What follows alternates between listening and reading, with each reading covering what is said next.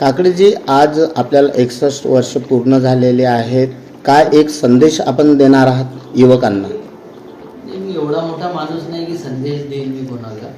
मी एवढंच सांगू शकतो की आमचा देश हा बुद्धापासून सुरू होतो, मध्यममार्गी देश आहे. आणि या देशामध्ये कोणतेही कट्टरपंथ चालू देऊ नका, कारण ज्या देशामध्ये धार्मिक सत्ता आली ते सगळे देश बर्बाद झाले. नेपाळला हिंदू राष्ट्र सोडून सेक्युलर राष्ट्र व्हावं लागलं. जेवढे देश सेक्युलर आहेत ते देश सगळे डेव्हलप कंट्री आहे, आणि जेवढे धर्माच्या नावाने चाललेले देश आहेत ते सगळे बर्बाद देश आहेत. हा देश बर्बादीपासून वाचवा. हिंदू राष्ट्र करण्याचा अर्थ होतो की फक्त ब्राह्मणांचं शासन, फक्त ब्राह्मणशाहीचं शासन आणि ठराविक लोकांच्या हातात मक्तेदारी देणं म्हणजे हा देश हिंदुत्वकरण करणं आहे. हिंदुत्ववादाचा पहिले अर्थ समजून घ्या. हिंदू अलग आहे आणि हिंदुत्ववाद अलग आहे. याच्यावर माझं 400 पेजचं पुस्तक येते, आता लवकरच येईल, महिन्या 15 दिवसात ते पुस्तक येईल. मी पूर्ण डिफाईन करून सांगितलंय. त्याच्यात मी हेही सांगितलंय की RSS आणि IS आणि तालिबान हे एकसारखे आहेत. सगळे कोणताही कट्टरपंथ एकसारखा असतो. ते तुम्हाला ड्रेस कोड ठरवतात, ते तुमचे शिक्षण ठरवतात, ते तुमच्या महिला कशा वागल्या पाहिजे हे ठरवतात, तुमचं ते खानपान ठरवतात. प्रत्येक गोष्टीचा त्यांना अधिकार पाहिजे असतो. आमचं स्वातंत्र्य त्यांना नको आहे. आणि स्वातंत्र्य जर हरवलं, स्वातंत्र्य जर संपलं तर मग ते मिळवायसाठी खूप बलिदान द्यावं लागतात. हे युवकांनी लक्षात ठेवावं. खोटा इतिहास, खरा इतिहास, कोण काय शिकवते तो इतिहास बंद करा. वाचा पुस्तकं. आपण समाजाकरता हमेशा लढत राहता, अग्रसर आहात. आता 61व्या जन्मदिवसानिमित्त आपण काय एक प्रेरणा घेणार आहोत, काय एक काम जे समाजाला समोर याकरता करणार आहोत? मी आयुष्यभर लढतोय, लढणार आहे. कशासाठी लढणार आहे? बेटरमेंट ऑफ सोसायटीसाठी लढणार आहे. मला एक गोष्ट परवाची जे लक्षात ऐकण्यात आली, मी ऐकली ती. हार्वर्ड युनिव्हर्सिटी आमच्या देशामध्ये सर्वे करायसाठी आली. तो सर्वे याच्यासाठी होता की टाटाच्या ताज हॉटेलमध्ये 650 कर्मचारी होते. 26/11चा जो हमला झाला त्यावेळी 500 गेस्ट होते, पण एकही कर्मचारी 36 गेट आहेत त्या, म्हणजे हॉटेलला 36 गेट आहेत. त्या टेररिस्टनी 4 गेट कव्हर केले होते, फक्त 4 गेट.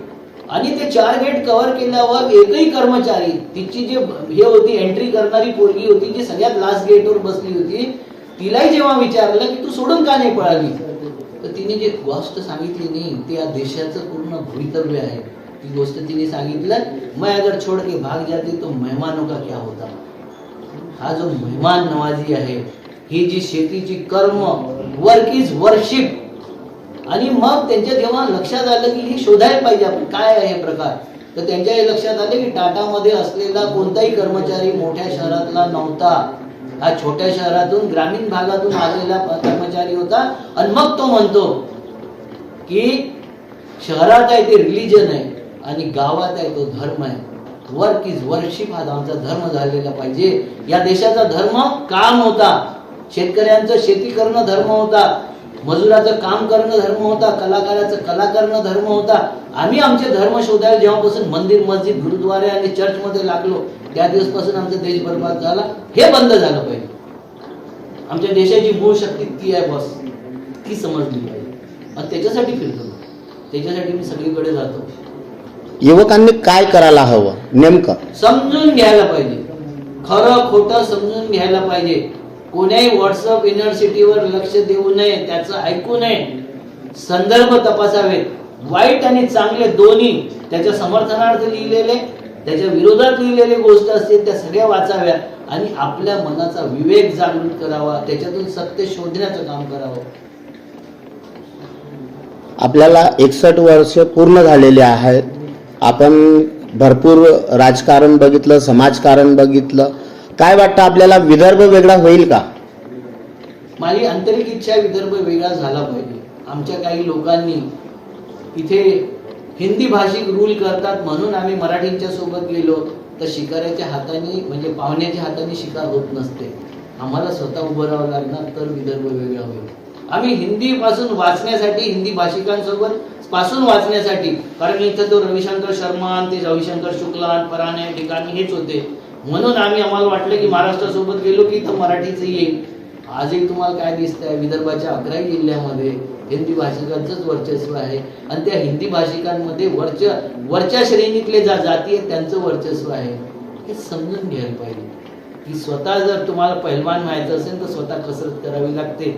कोण्या कसरताच्या पैलवानाच्या सोबत फिरून तुम्ही पैलवान होऊ शकत नाही.